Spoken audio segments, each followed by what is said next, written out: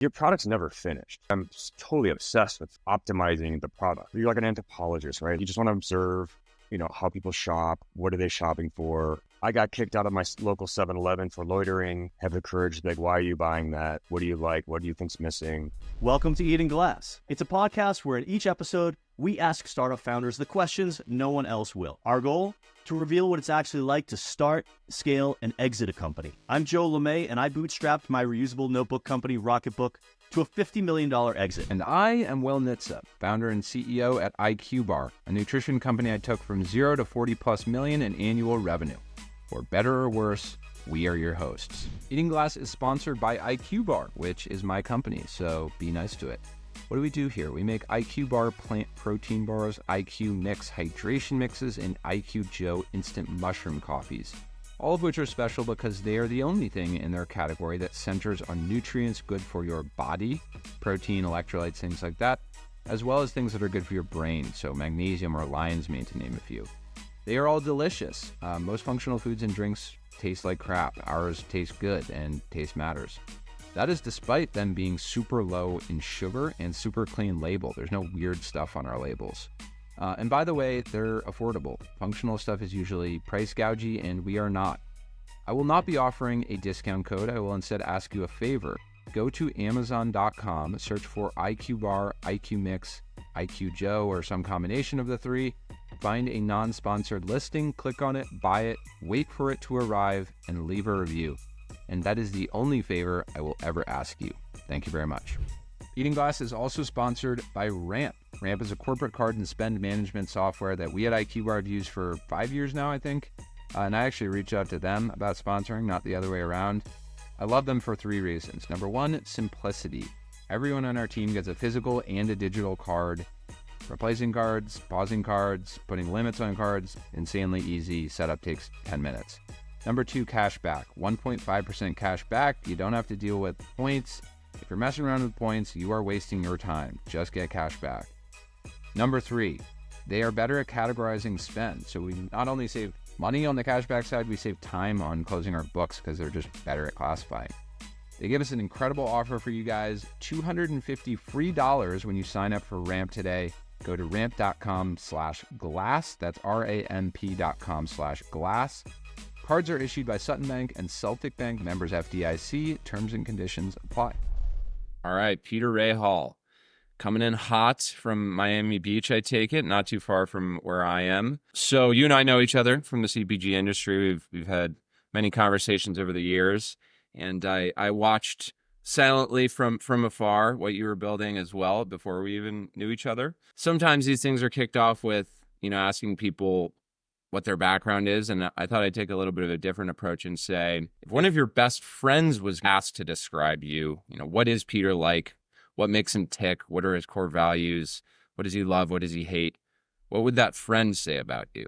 It's a great interview question. They would say he's very driven, disagreeable. My best friend would say he's humble, wise, sage, stubborn, difficult, abrasive, and aloof. We could do a half hour on what you just gave us right there, but I won't derail it. Yeah, I'm curious. You've described yourself as a young man as being a little bit, lost, maybe angry at times, had a lot of challenges in school, dyslexia, for example. One of my very best friends has a kid who's dyslexic and sort of extremely intelligent, but also dyslexic. I'm curious how you were able to harness this early adversity, and instead of it totally depleting you as a person and leaving you, without a life force, you were able to harness it and do amazing things in the world. I guess my question for you is, why did adversity like this play out for you in the way that it did, in, presumably helping you, right? And then if you, as a follow-up to that, if you could give some advice to a young man who's dyslexic as well. Yeah, so there's a dyslexic paradox often, and it's basically you're stupid and smart at the same time. First, I have tremendous gratitude to loving parents who were undiagnosed dyslexic, so they knew school wasn't the only thing, but I always had love to protect me. And I probably wouldn't, I wouldn't be anywhere without that as a back support. But the adversity was so important I disagreed with the authority, the teachers, because I had to protect my ego that I wasn't I wasn't successful, right? Like your status and success is measured by your school, your marks, your grades. And so as a kid, I was failing at it, reading slow, whatever have you. And so for me, I was like, this is like, I had to disagree with the whole system I was in, and it was wrong. And then just being humiliated, I think it's just a good thing to get comfortable with, and just failing and particularly like not caring what anyone thinks, right? Like I just totally don't care what people think, but I want to be respected, but I don't care. Like I'm totally cool if people don't like me. And I think as an entrepreneur, that's so important, because as you found on Shark Tank, and Will, I'm sure you've experienced this, like if you care what everyone thinks, you're just like a prisoner to them. And if you're sort of taking tabs on like, oh, what do you think of this? What do you think of this? And actually value it, you're just screwed. Like you're just not going to go anywhere. You're just going to leave confused. I had to work so hard to get like C's. You know, it's like it took so much time. So I think for me, reading, doing any sort of sequential task was like, it's like weight training. Like you guys all probably have no problems with sequential tasks for reading, and it was easy for you. But for me, it was like I had a 40-pound vest on and I had to do it. My work ethic is just, I'm conditioned for it, right? Like I'm not scared of work. I'm pretty, there's like a level of fitness in terms of willpower that I have that was from those like early childhood days. The second part of the question was, what advice would I give?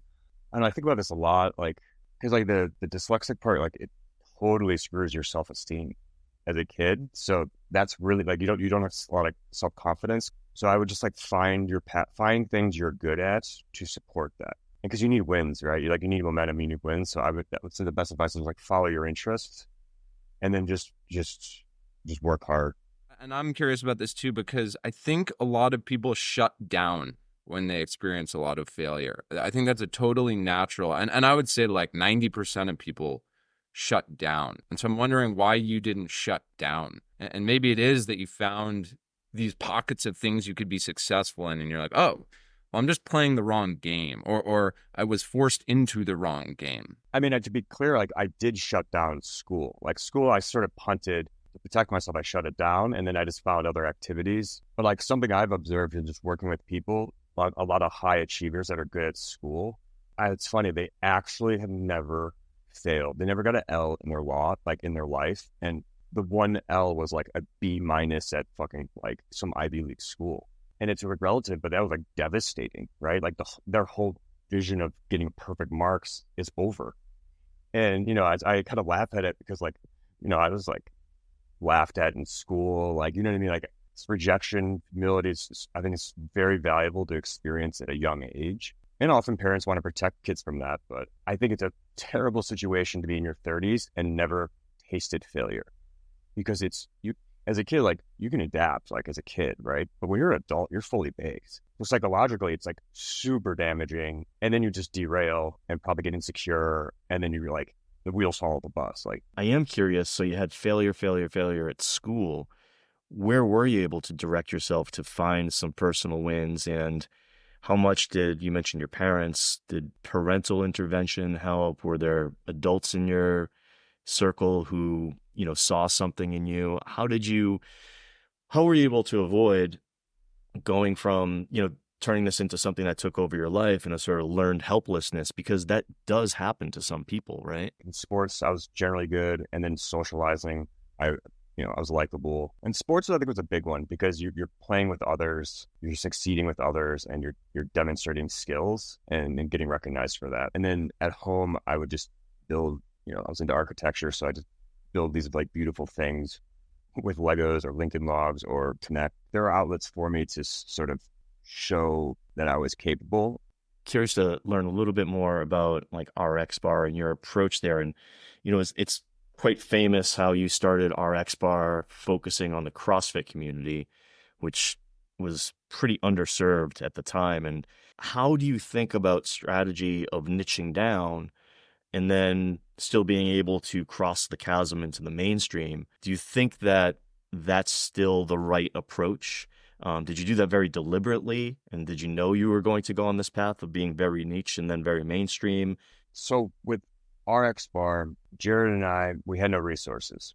and we weren't very sophisticated, didn't know the market. And so when we decided to go make a bar that was paleo at the time, like that was really its position. We want whole foods. And I remember specifically being like, one, we don't know how to get in here. And then two, how are we actually going to stand out? And then three, it was like, well, our people aren't really going here.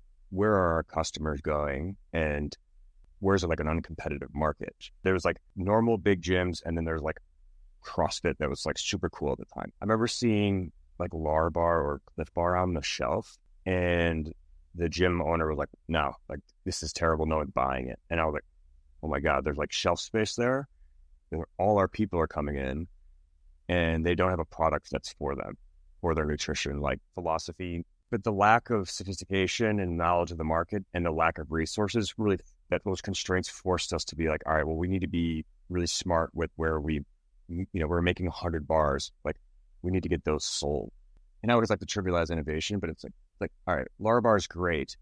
Love RXBar, but why isn't there protein in it? Just the sort of imitation. And how big is the market? How many people would like a RXBar, like a clean protein bar or a natural minimal ingredient protein bar with protein? My hypothesis was like, yeah, I think a lot of Americans would like that at around $2, $3. So the next question was like, all right, well, how do we get that to customers? And we made it, and the branding thing was like, it's all for CrossFit. So it was like laser focus. We're like, we want to be the bar of CrossFit. Okay. And we started experimenting once, we were in CrossFit gyms, but I remember like a very simple experiment. Put it in a local grocery store and then a convenience store, and just like observed local CrossFit gym and same zip code, local CrossFit gym, local convenience store, and a little local grocery store. The velocities of the CrossFit gym were like 100 units a week. The velocities at the other two places were like 1 or 2. So obviously it was like, I'd much rather be in a CrossFit gym in North Dakota than a grocery store in Chicago, even where that's where we are. So we just said, all right, laser focus. I'd rather be in CrossFit gym. It's an uncompetitive market. It's where our customers are. Focus on that. All right, once we sort of become the bar of CrossFit, we like, how do we cross the chasm? Like, how do we build this in a big business? Because I do believe that Americans would value a product, minimal ingredients, a fruit and nut protein bar.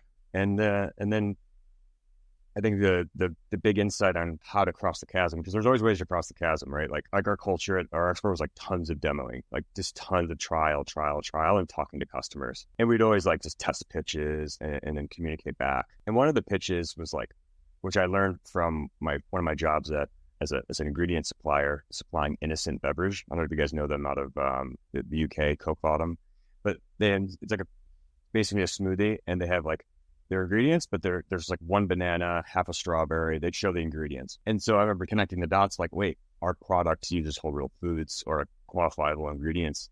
And so on the back of our old packaging, here's the old G, we put that message, just that calculus. And when we were pitching, we were kind of like, here's RXBar, it's, well, this.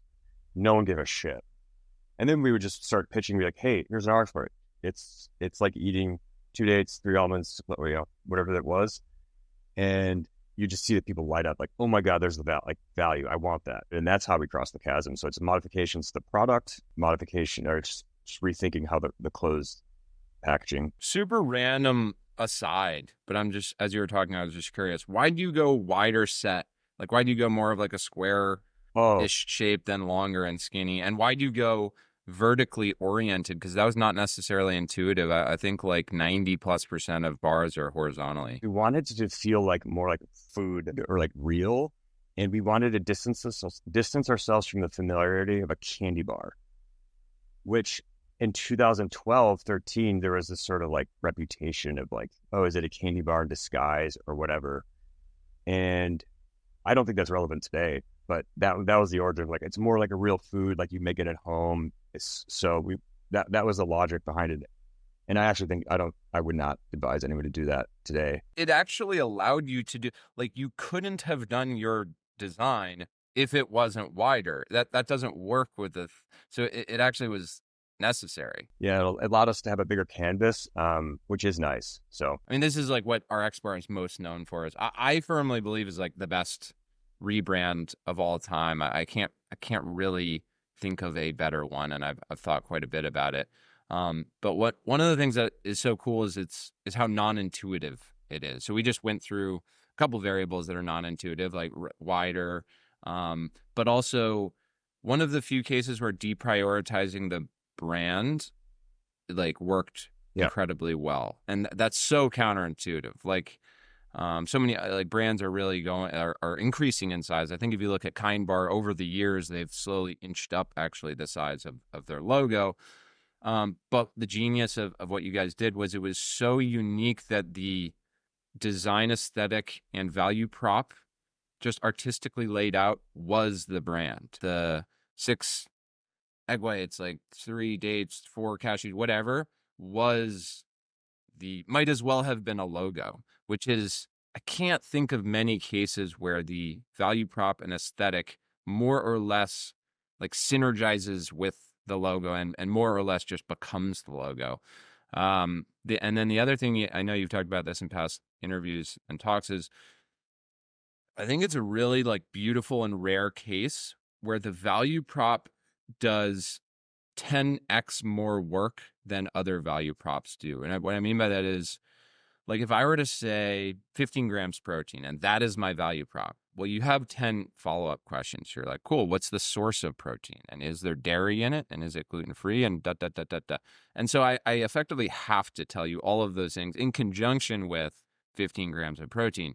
Whereas by simply laying out an ingredient list, you tell me 10 other things and therefore don't need to signal those 10 other things. And so it just does so much more work for you. And I get caught, I mean, I'm in the bar industry, I get caught up in the same thing because we get questions, is it gluten-free, is it dairy-free? And there is this sort of inclination to just like overload people with seals and claims and certifications. And is there like another way of pulling off what you pulled off? I don't know that there are many ways to have a value prop do that level of work for you other than an ingredient list. Like it's like the hack of all hacks. And I think the one, like, what created the most consumer surplus out of our product was the 3 egg white component. Because when you think about what when a consumer sees egg whites on a breakfast menu or somewhere else, it is always charged premium. And so there's this association with like, oh, I usually get an omelet. If I ask for egg whites, I get upcharged. And so there's just such a positive, like, all right, well, 3 egg whites, I usually get that and it costs me like $6. I can get this for $1.99. That was my observation of like the real value driver. Yeah, ingredient wise, that was the most unique ingredient that you got. Like no one else at that time was really doing that, right? Yeah, it's differentiated. How big a role did that play in the broader success of RXBar? I know it's impossible to say, but just if you had to guess, how big of a role did the branding have to play? Because you were doing well before that, by the way. I think in year 1, you did 600K, and then you would have been successful otherwise. So it's a question of magnitude. Did it like massively supercharge you? And if so, how much? My estimation is that if we didn't do the rebrand, the ceiling would have been like 30 million in revenue. When we did the rebranding and improved the communication, our ceiling was like 250 million net revenue. So we wouldn't have a success in Costco. Like, we wouldn't have been accepted a lot of places. Like, and I would say, like, just to be clear, inside, like, we were strongly advised by people not to do it. Like, we went from 600,000 the first 6 months of operating, just Jared and I, and then $2 million with supply constraints, and then $7 million with the rebranding or pre-rebranding, and then we did the rebrand. So it's like we were going like this, and all of a sudden you're like, wait, why are you changing? Look at your trajectory. But I just instinctually, this is where the disagreeableness came in. I just like knew we had a problem. I just knew it could be better, and I knew we hadn't applied energy, a sophisticated approach to image and branding. So yeah, that's a whole other thread. Is like people are afraid to break things when they're working. They often miss the exponential growth because they have steady linear growth. It's so common, and they're also paralyzed by like upsetting customers. And it's at the same time, like, if you just serve the best interests of your customers and improve the product with good intention, they might make some noise. They don't care, and they will forgive you, and they'll be happier. Like, they just don't know. So don't let that be noise. Like, that's a lot of time. Like, people don't want novelty sometimes, and you just have to kind of like ignore that. With your new brand, David Protein, how do you think about packaging moving forward? It seems you're trying to be ultra unique with the gold foil. So are you kind of trying to replicate the magic just in a very different way? I've been a student in studying the bar market for like 25 years, actually. And I think it's a result of RXBar, Kind, RX to a degree. If you look at the category, everyone's primary color communicates flavor. And then there will be a secondary color communicate brand. It used to be where everyone's primary color was the brand, and then the secondary color was flavor. Why this is meaningful is that when you look at the category today, it reminds me of craft beer. It's like visually, it's like yelling at me. I like can't shop it well because I'm like, oh my God, there's like it's just like this kaleidoscope of color. And so if you look at it visually from like first principles, the category is actually organized by color, not by brand. So one of the strategies, and I think it's innovation with the branding of David, is that we want to just pick up primary color brand first, so it's easier to shop.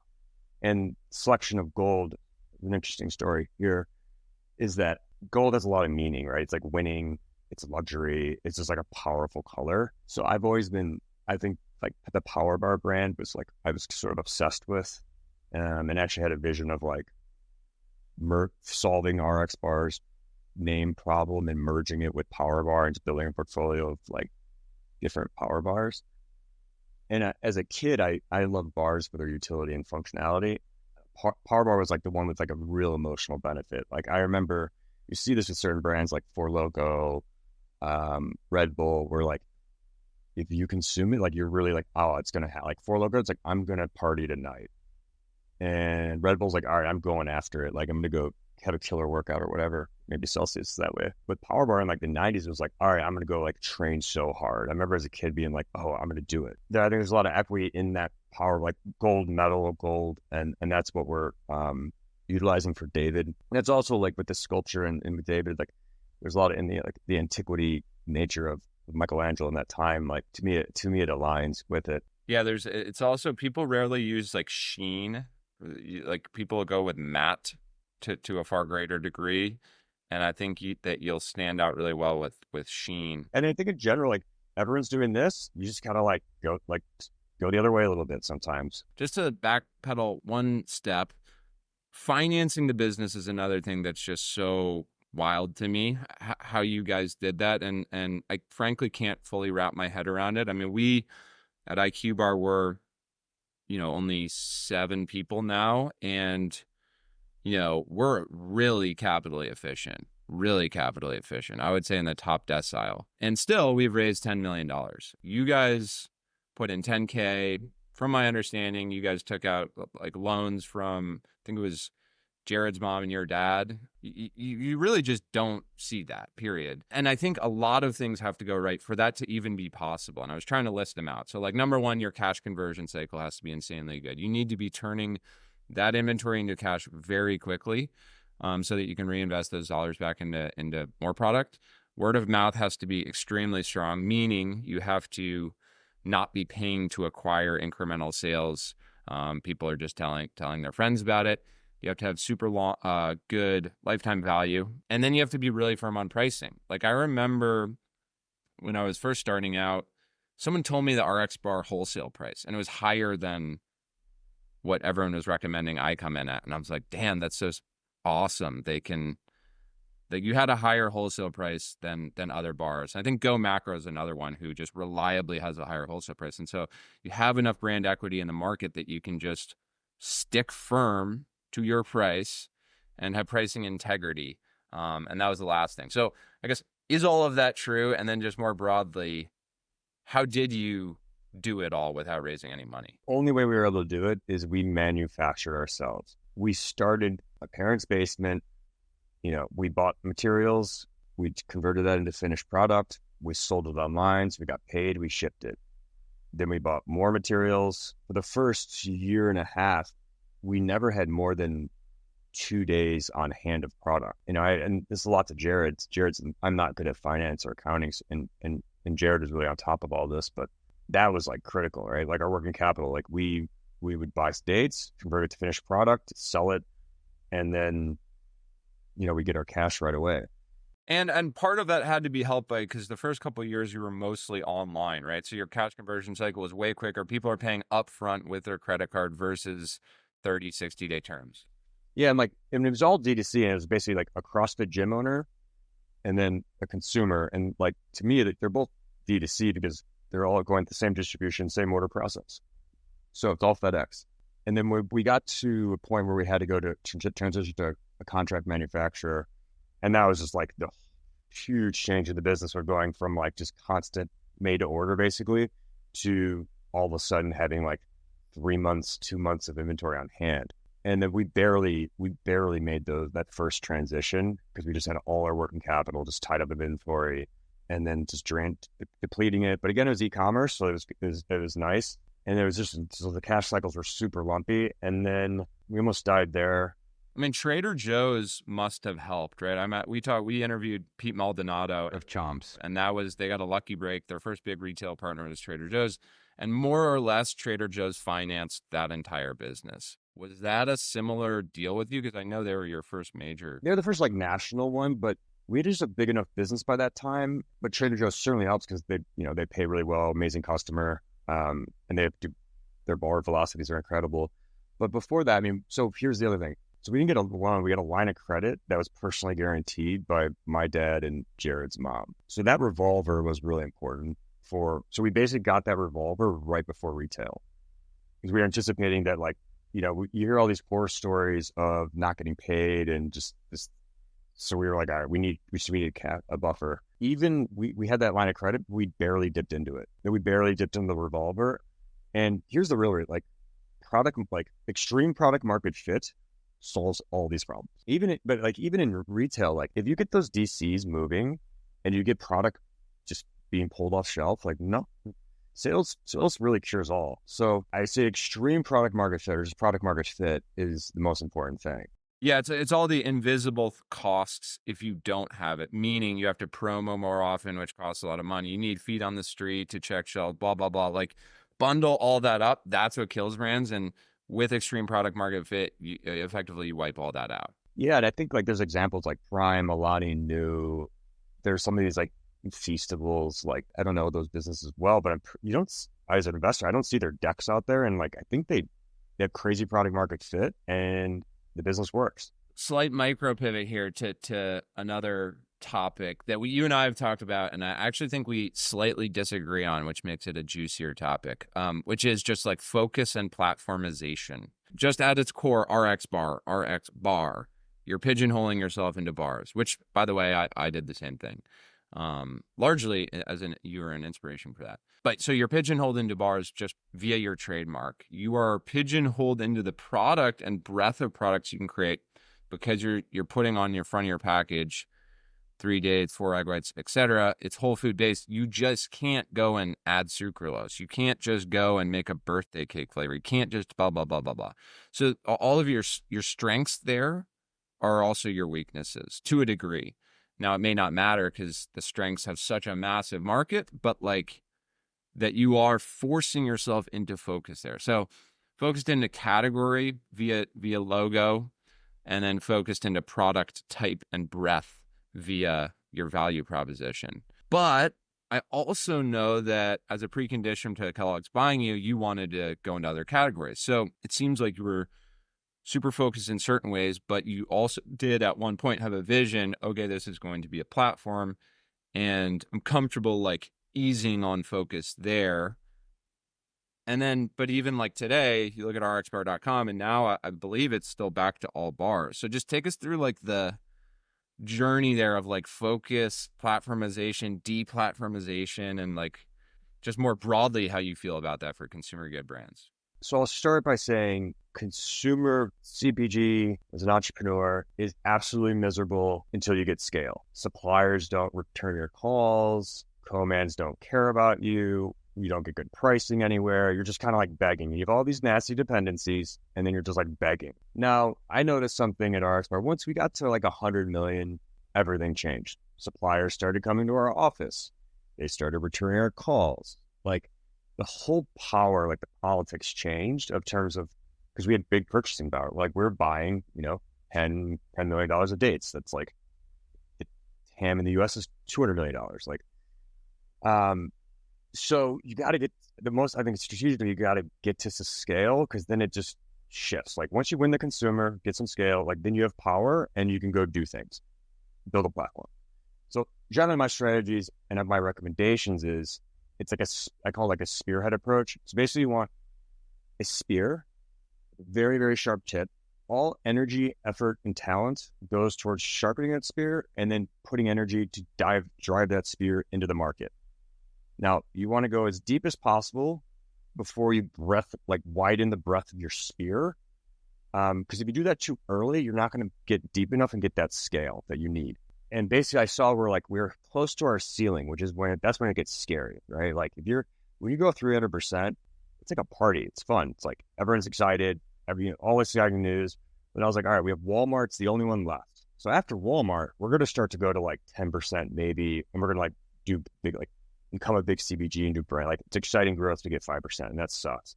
I was like, we got to keep this party going. We have a lot of talented people here. I want to like bring new stuff.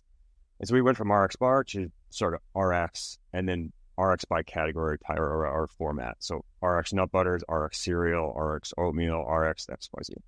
Now, with RXBar, the trade-off is exactly what you mentioned. We had to formulate with quantifiable whole food ingredients. That was so difficult as a product developer. Literally, you're handcuffed.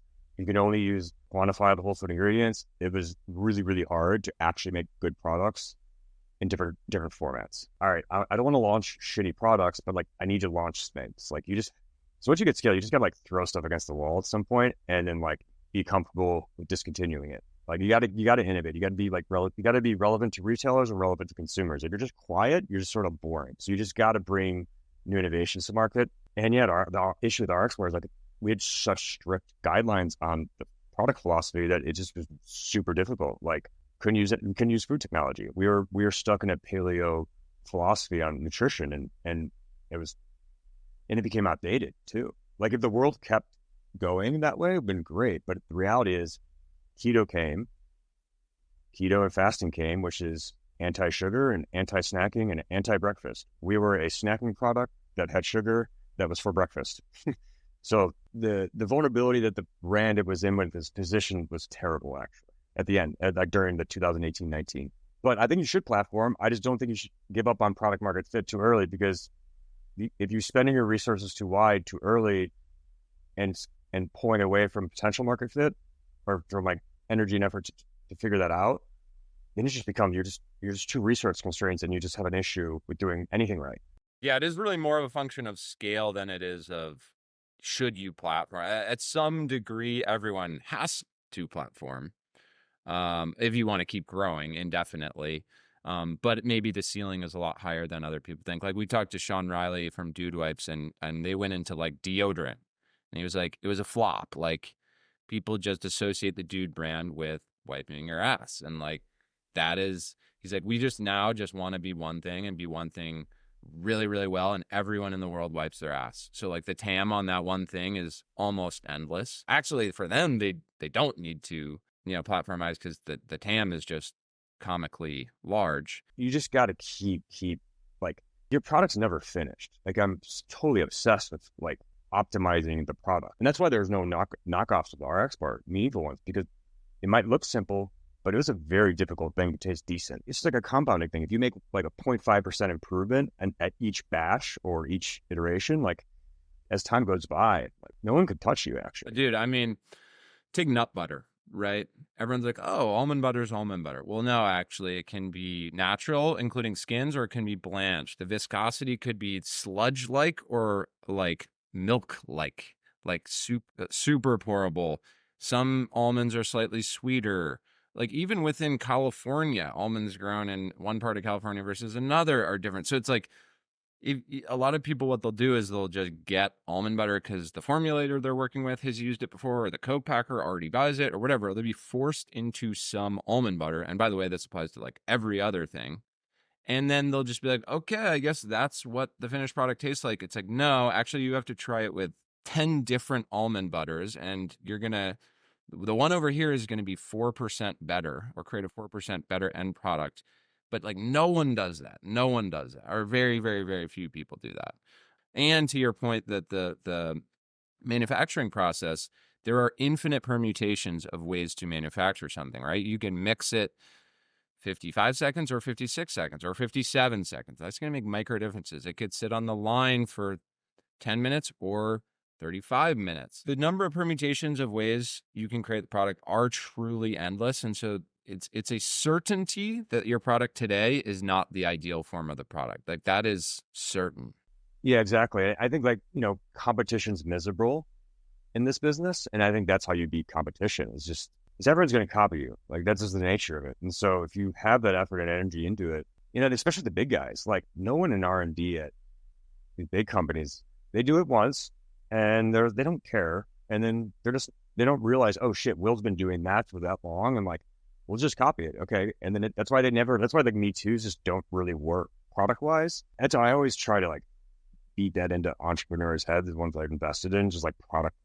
Like literally we're in the consumer product business.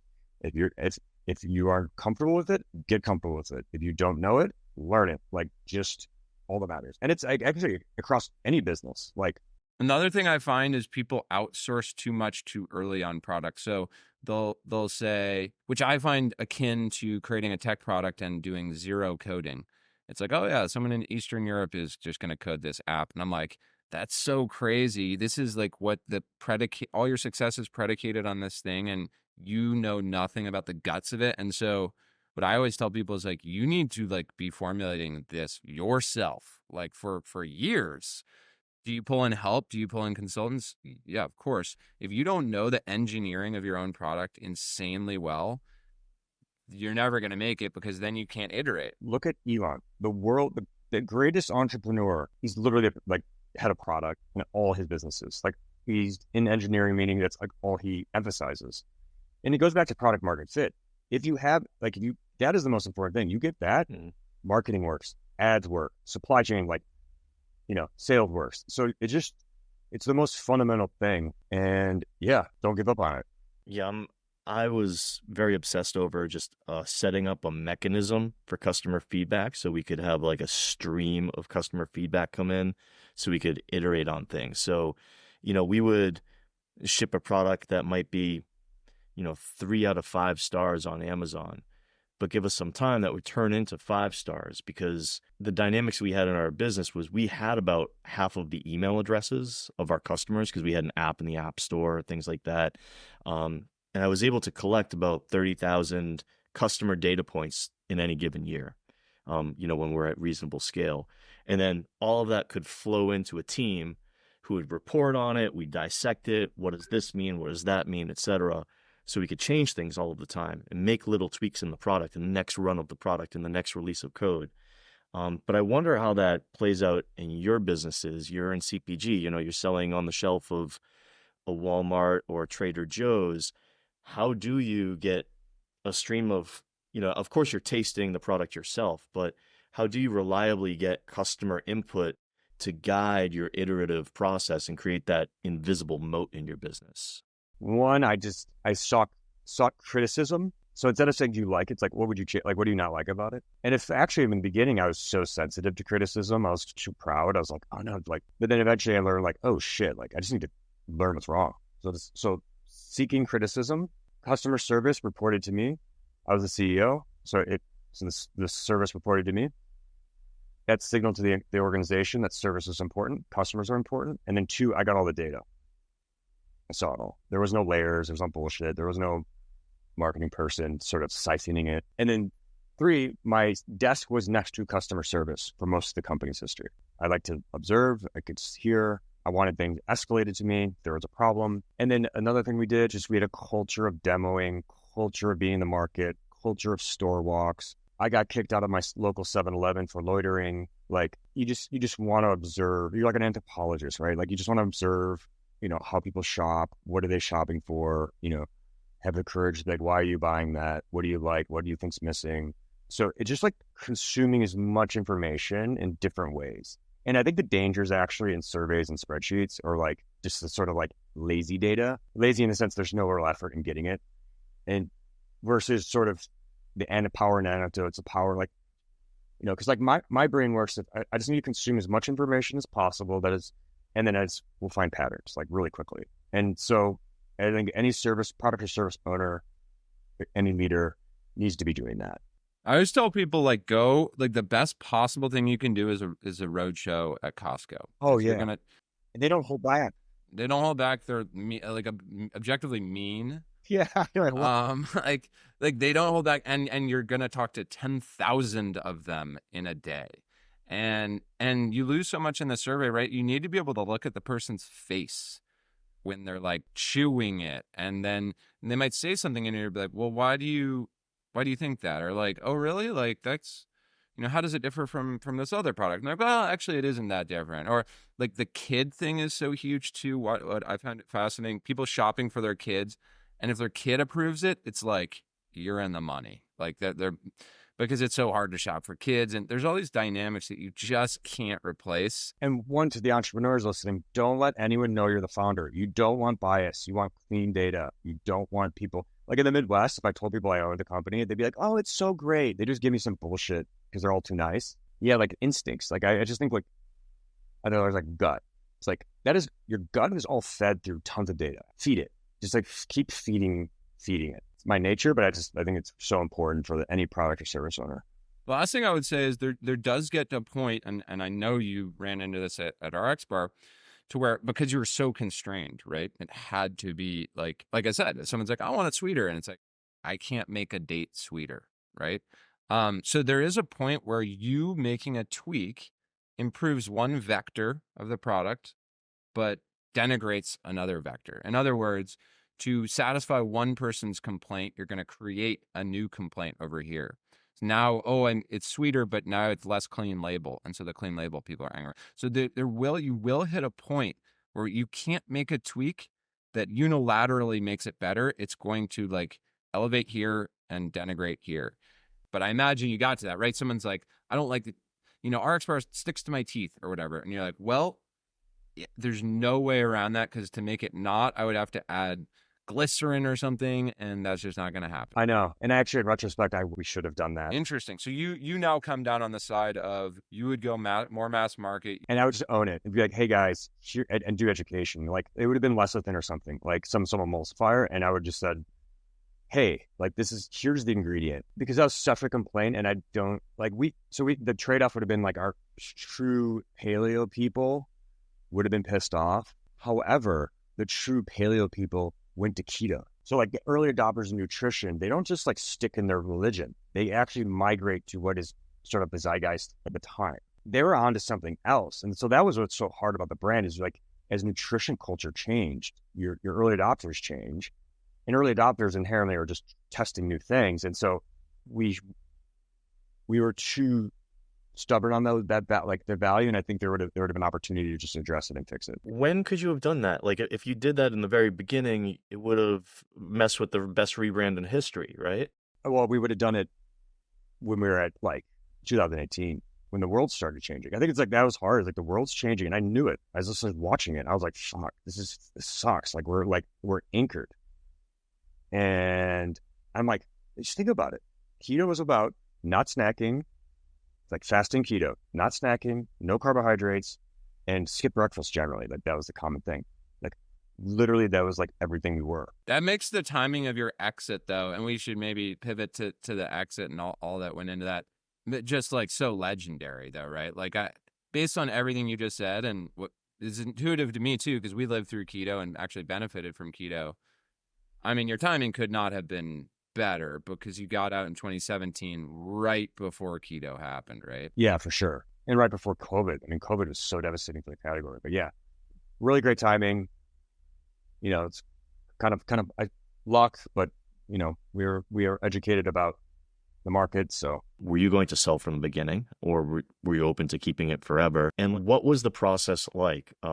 Did you hire an investment banker and a lawyer and kind of go and run a process? What would you give advice to for somebody who's maybe starting to think about selling their company and what they might expect along the way? So when we created the business, no intention to sell. It was just premature to think about it. So it was just about survival and building a good business and like making a living. And then as it grew, I realized like, oh, that's like a thing you can do. But still, it was just like, let's just, you're going to build a great brand, build a great business, do the best across every sort of function and thing. Our forecast in 2016 was like 16 million. We did 36. I was like, oh shit. And I was like, this is work. Like, this is bigger than our expectation. And then it was like, our forecast is going to be 85. And it was very clear we're going to like do over 100, like quickly. A lot of these like product brands, like they belong in a like all weather portfolio in a large company. Like they're just better served there often. So we only knew like the business objectively would be better in a portfolio of something. Like that was just like a very obvious thing. And then Jared, I personally, like another factor was like the opportunity to make a lot of money was great. Like to be rich and be free was very tempting. And we're at, $100 million. Like, all right, 100 million times 300 million. Like, yeah, I would totally do that. We hired a bank, did a bake-off, they call it, excuse me. What was that like? You just looked at different banks and interviewed them and they gave you proposals? Yeah, you basically say, hey, we're doing a bake-off. Come, here's the schedule. Like, come meet in person. And they come present. And they give you like, the big things like, what number do you think? Like, you give them materials, but then they're like, what do they think it's worth? What can they do? It is just interesting, different cultures. You could tell the ones that like, they treat their teams like slave, like the very like boiler room types. You could tell the ones that were like more, had no clue what they were talking about, didn't know the market, were just bullshitting. And then we picked up Piper Jaffray's Janet Wayne. She was just the most empathetic. And I could tell like my what I was waiting the most was like, if I am the buyer, who do I trust? Like, who do I want to work with and who's not going to just like serve their clients' interests, but are going to be mutual. And there's like Janica was in a league of her own from that perspective. Like, I don't want to be told like, you can sell this thing for $1 billion. Like, I'm not falling for that. I wanted someone who would be a great partner to help us like broker this deal. And then just introduce the business and then, introduce a forecast. And we're just beating every month. Everything's like all good news, good news, good news. And then our company culture was just like no bullshit, just open. Like, I had no secrets. Like, I just hated whispering or meetings after meetings. And we had a meeting with, I don't know who it was. And they came to our office in like suits and shit. And like Peter's in a meeting with these people with suits, which is like red flag, like that doesn't happen. And I remember being like, seeing like, am I totally violating our company culture? And so like quickly into the process, I was like, this is just like, we got to like bring everyone along. That was a huge moment because I was like, why are we going to hide this process? It was it was the best things we did. And again, management team, everyone disagreed. Like, no, people are going to be scared. No. And I was like, we're just going to hit it on the head. We're going to do monthly all hands, talk about the updates, be transparent. No one's going to lose their job. Like, we'll just communicate it. There's real consequences to like being sneaky as a leader. Like, if you have to put secrets in, it's like, it just doesn't feel good to work at a company that's like has stuff behind doors. And like, were there any things that kind of surprised you? Like, some people would say, well, it takes way longer than it used to, or, always like demand cash versus cash in stock, or don't allow them to hold back some portion of the fund, or like the nitty gritty details. Were there any of those where you're like, whoa, that wasn't even on my radar? So I think like the metrics that get a lot of credit of revenue, gross margin, like those are super important, of course. But there's like secondary stuff that gives the buyer a lot of confidence that it's a very good asset that are really important, like insurance, like is everything buttoned up? And I use the analogy as like, go to a restaurant and the bathroom's like immaculate. That's a well-run restaurant if the bathroom is immaculate and has all the detail. And I think that's something like when the buyers were just like, oh, this is a really well-built business. Glassdoor ratings are amazing. People are happy. Like, their retention's good. Their assurance and like all the quality and food safety, all the sort of like back office stuff is super buttoned up. They respond right away with information. It's what does that signal about the company? It's like, oh, it's a pretty safe thing to buy, versus are they coming in and like, oh, they don't have insurance, like there's like fundamental problems that they overlooked. We had a very competitive process. We had like 4 bidders at the end. If you have 1 bidder, you're kind of screwed. If you have 2 bidders, it's like, it's fragile. You need to get a lot of people to be excited about the business and confident in it. If I'm diligencing a business, I'm looking at why is it going to die and why is it going to fail. And those reasons are usually in supply, quality. Demand's easy to figure out. It's like velocities, distribution, are those correlated or are they not? Like, That's obvious, but really the risk is all in the supply chain.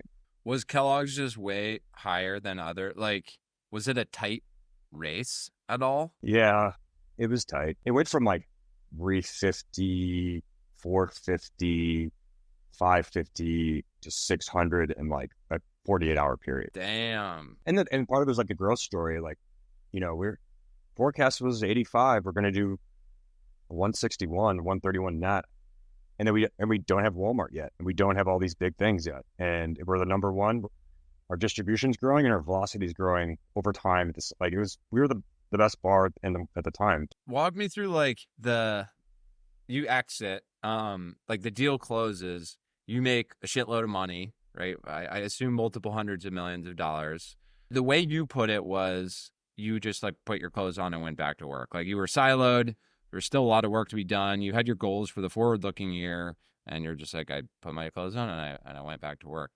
But clearly that did shift at some point. Like what are all the emotions going through your head around like probably elation, but then just having talked to so many exited founders, very quickly that can turn to depression, right? That you have this thing that was yours, now it's not, and there's just this void, this epically big void. Like you talked a lot about like risk and suffering and pain being so important to you, and now like it's all gone like very quickly.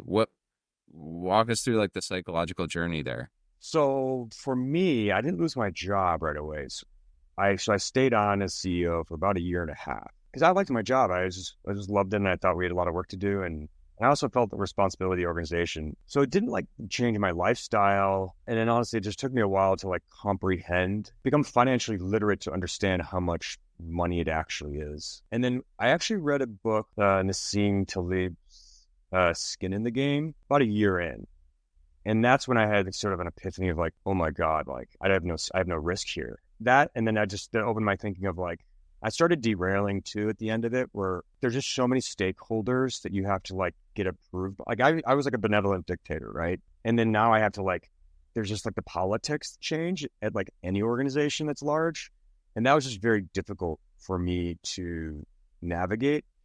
And also it's really difficult as a leader when you get big and like become more influential in your organization. Like every word I said mattered. And I'm a type where like, I just put my opinion out there. I put my cards on the table, and I realized it was not effective. It was like derailing people. And like, I had to be way more measured with what I said. And I had to be more like a politician, repeatable messaging. And so I wasn't made for that leadership game. I was willing to adapt and try to do it. But then I realized like, I didn't have enough economic interest to go try to like really go do that. And it also, it's just not my skill set. Like I'm not the charismatic type of leader. I'm just like the product guy who wants to get results. So that was like some self-awareness. And I also, another thing I observed is like, I'd come home from work. We had like a full built out organization and all this, like, and I'd come home from work just fucking dead, like totally battery zero. Didn't have energy to work out. And I realized this because I was resisting my real personality and my real traits so much. I was self-regulating so hard to be this something I'm not. I couldn't say what's on my mind. I couldn't give my opinion, and had to be very careful what I said. And as anyone who knows me, like I just say what you're going to hear what I think. So that was hard. And then I realized, connect the dots, like I talked to the CEO. I was like, hey, I need to like plan my succession. And here's how I think about it. And, it's, of course, they were like, yeah, we're making bets on how long we'd last, like over under 6 months, which I was like, because part of me wanted to prove that I could do it, right? Like I could hang with the executives at Kellogg's. And I couldn't really. It's like, it's very hard. I have tremendous respect. It's so very, very difficult to run a global food company with real legacy products that people want, but then you're also criticized. Talk about that trade-off. It's like, have you heard the one of like the dye color for like General Mills Trix? They put natural food coloring in, and because that's what they thought people wanted, and then the sales plummeted. And they put it back in, then artificial dye, and like sales went back. But like, so it's just like so difficult to run these companies. So I just realized like I'm more of a 0 to 1 guy. I could perhaps be an executive of a larger organization, but it's just like I'd have to be fully in control. I couldn't do it in a matrix way. And then I exited, or like properly exited. And when I'll say exited, like left my job. And then I was like, first phase was like wrapping my head around the money. And then I was like, all right, I got to do something with it. I bought a nice house. And then, but I just like realized like I like to work. But in that intervening period, though, you did a ton of investing, right? Like you started cutting checks right after 2017, right? Yeah, right away. Talk to us about like the investing stage of your life, because it strikes me, if I'm just being honest, you don't really like investing. Because I know I would hate investing. I've never made a startup investment in my life. And for me, and I've also talked to a lot of people who made the entrepreneur to investor jump, and almost all of them were like, didn't like it, or they got really bored really quick or frustrated, just because like being on the sidelines is so antithetical to their DNA. And they're just like, oh, I just like want to micromanage, but I don't want to be an annoying investor. And is that how you would characterize your experience? Yeah, and I'll start with what's appealing about investing, which I don't hear people talk about it. What's nice about investing is you don't have to do the work, and you can make some money. You're just like riding other people's efforts. That's what's nice about it. It's like a lifestyle thing. It's like you can benefit. So that's what's like attractive about it. Like, oh, I can invest in this thing. I believe it's going to go right later. And like, hey, I'm fucking done. Why I don't like it is I'm used to control. I have opinions, and I kind of know what I'm doing, I think. And I hate sitting out. I like to be in the arena. And it can be fun. Like if you get a great leader, it's fun. Like if you have a good relationship with the C, like that's amazing.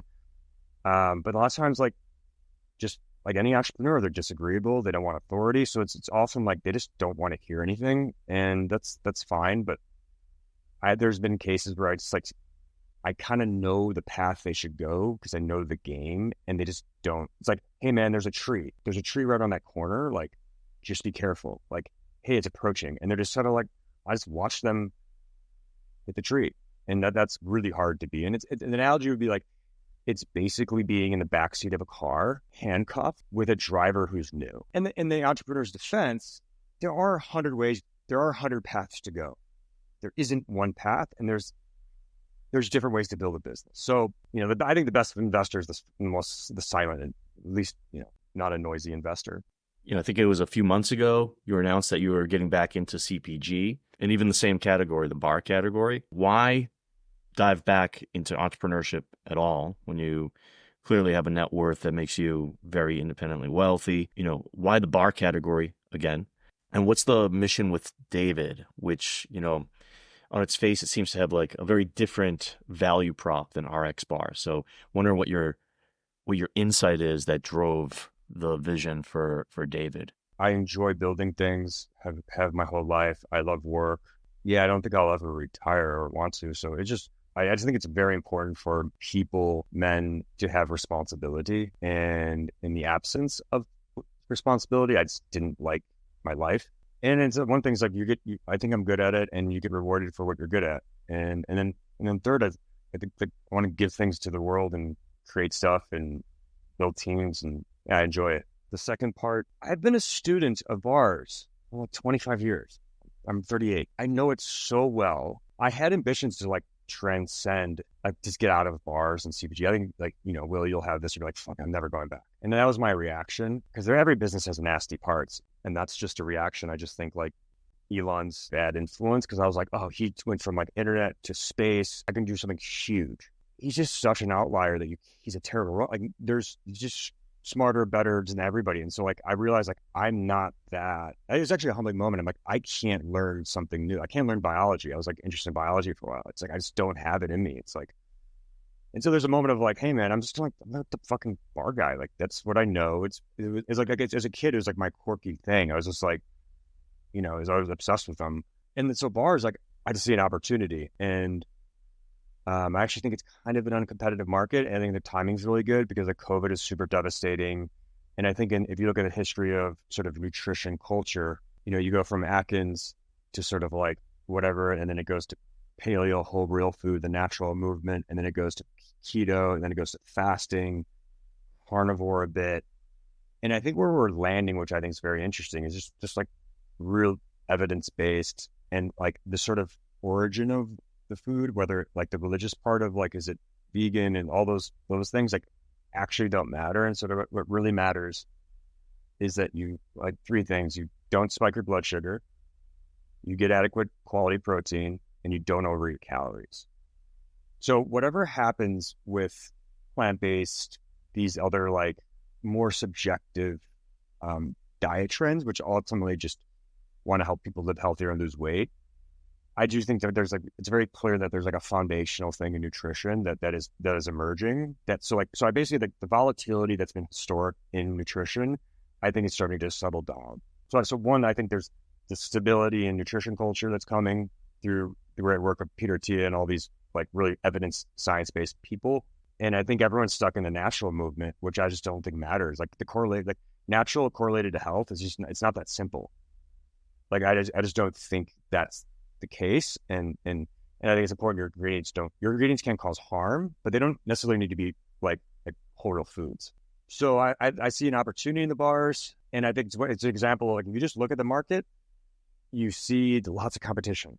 But if you actually look into it, there's a lot of like very little novelty, not real threats.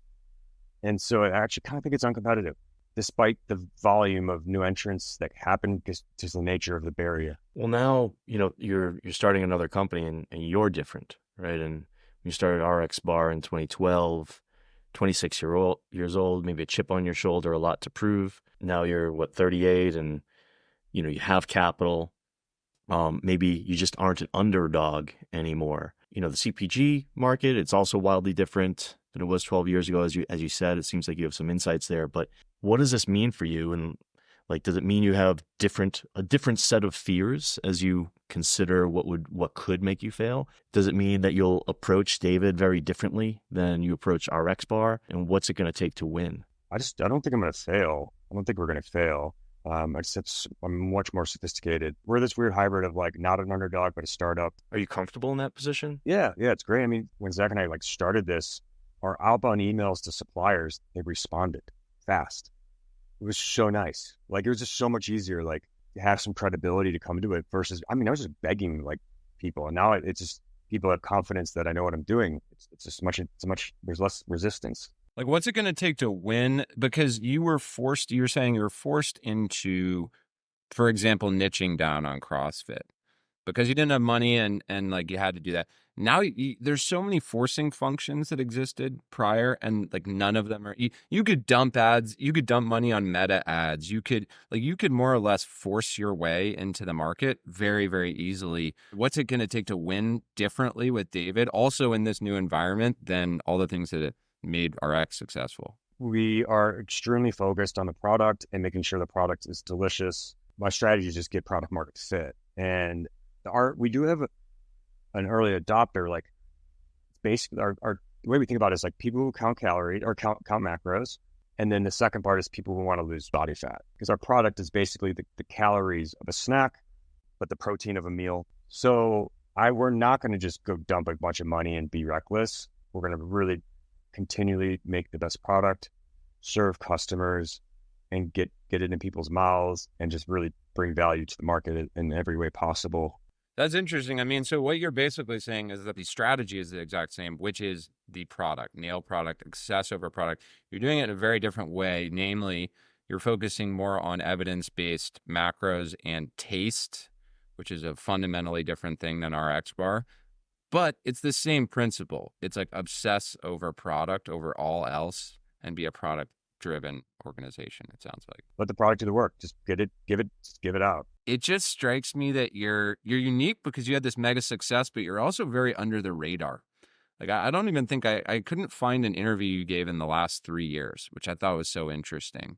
You're so under the radar, and you have a couple other sound bites that I found interesting. Like on How I Built This, you had a quip where you're like, I don't have many friends. And in another clip, in another podcast, you were talking about you really struggled with the dynamic when you sold, everyone became a yes man or a yes woman. And you're like, I just care about truth. Like I care about objectivity, and it's not helpful that you're going to pander to me. And so it strikes me you sort of self-ostracized yourself from a lot of people because people became, to a degree, like insufferable in some ways, and you found some solace in horizontal mentorship organizations like YPO as an example. I remember you mentioned that, and so it strikes me you like guard your energy and who you talk to very, very closely, much more so than pretty much anyone else I've talked to. Just like talk to us about that. Like, how do you view today in 2024, just like human interaction, friendship? Like, are you like, I already have my friends. They're my friends since I was a kid. I don't need more friends. And then also like romantically, family, does family play a role in your future? Yeah. So I would say one that to address that Medium article, like that was like very sensationalized. And she was the author was really just projecting on me. It's really just my personality. Like I don't have a need for a lot of social connection. Like it's just, I'm very introverted and that's very hard for someone to understand. But like, I'm a thinker. I just think a lot. Like, that doesn't mean I don't like to socialize totally, but it's not something I like brave in a way.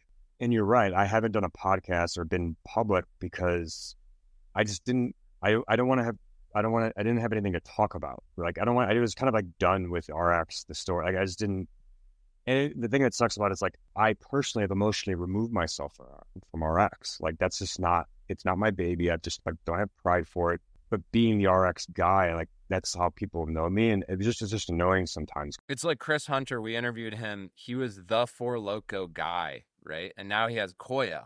And so I asked him about that. I'm like, do you like forever being the Four Loko guy? Is it annoying to you? And yeah, similar. And that's why I'm so excited for David, because it's like I have a new thing that I can just talk about, that I'm proud to talk about. But you've totally analyzed it right. Like I do preserve my circle, who I talk to. I'm very sensitive to who influences me. And I have a fiance. I just had a son 4 weeks ago. Congrats. Yeah, it's been great.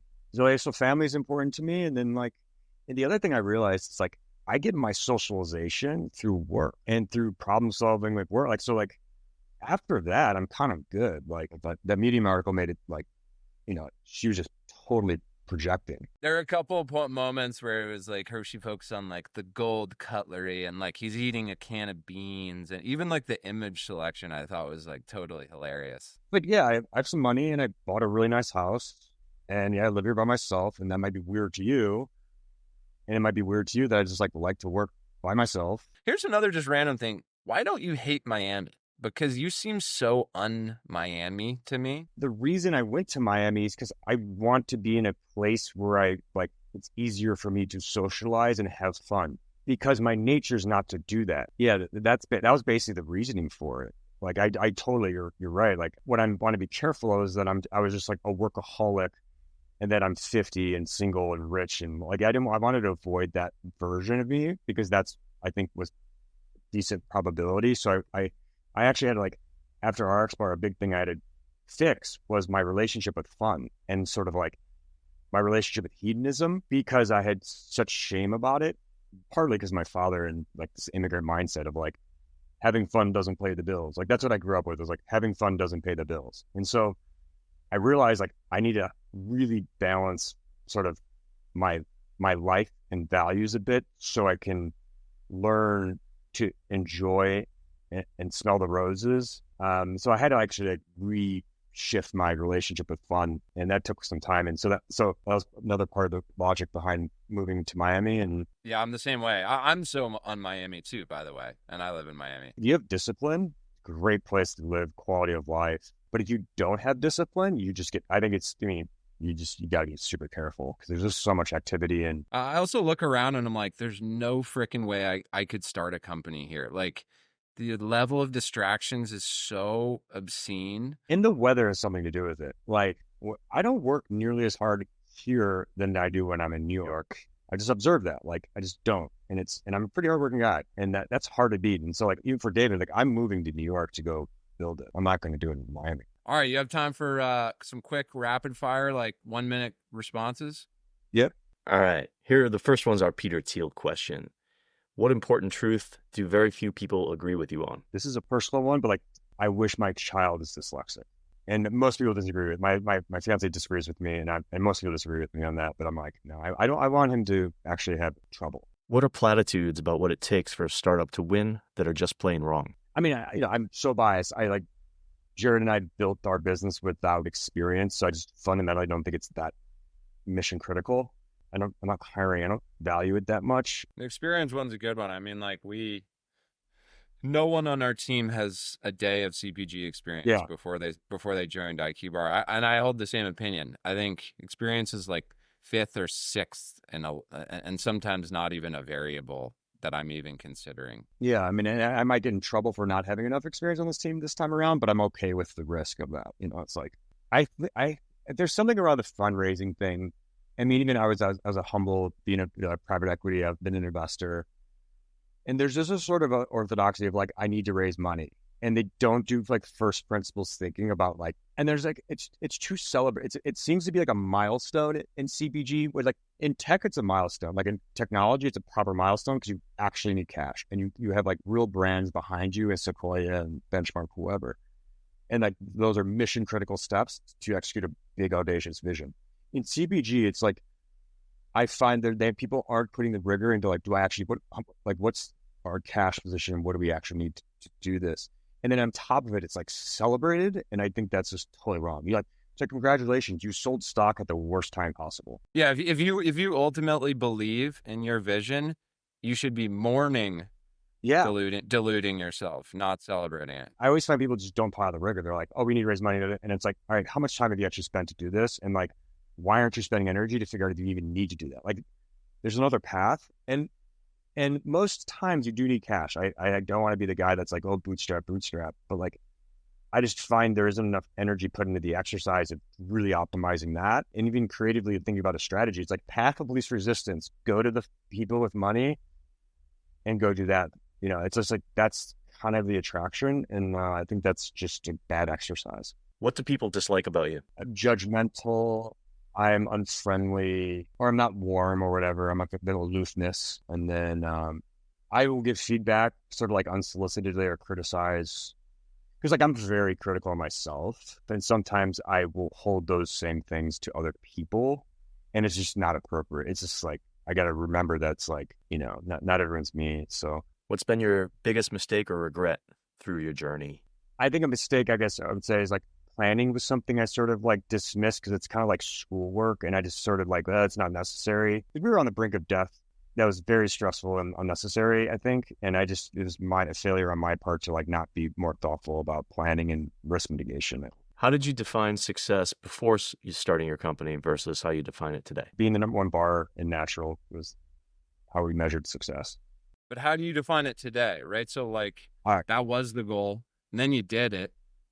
And then what is your life / David look like in 10 years such that you're like, that was a success? I would say I'd want David to get to 500 million in sales. I'd like to have 5 children, and that's really it. Does happiness factor? Like, I have an interesting, or I don't know if they're interesting, but a lot of thoughts on happiness and like optimizing it for it versus not. And one thing I always say is like, don't optimize for happiness, like optimize for fulfillment. And it strikes me that you would have a similar opinion because of just what you've said about your love of pain and suffering and hardship and adversity. Is that right? Like, you're never, in 10 years, you're still successful if you're enduring painful things, right? Like, yeah, my happiness. So in the study of myself, my happiness is totally correlated to like physical exertion or some expressing effort into something and getting a result. So exercise, for example, like my day is generally pretty good if I like do some strong physical exertion. And then on the more emotional, like in business is like both, it's more emotional and intellectual. The physical is easy, but on the emotional and intellectual, if I'm pushing effort and solving a problem, and that is, I would call it like adversity or suffering intellectually, emotionally, then and getting through that, I'm happy. So those are, for me, what I found in the study of myself to be the big, like very important for me. Because when those are pulled away, I find myself just, I don't know what's the word. Tapping your foot. You're just like, yeah, I'm just like, I'm like not a good version of myself. I'm just like, I really don't like it.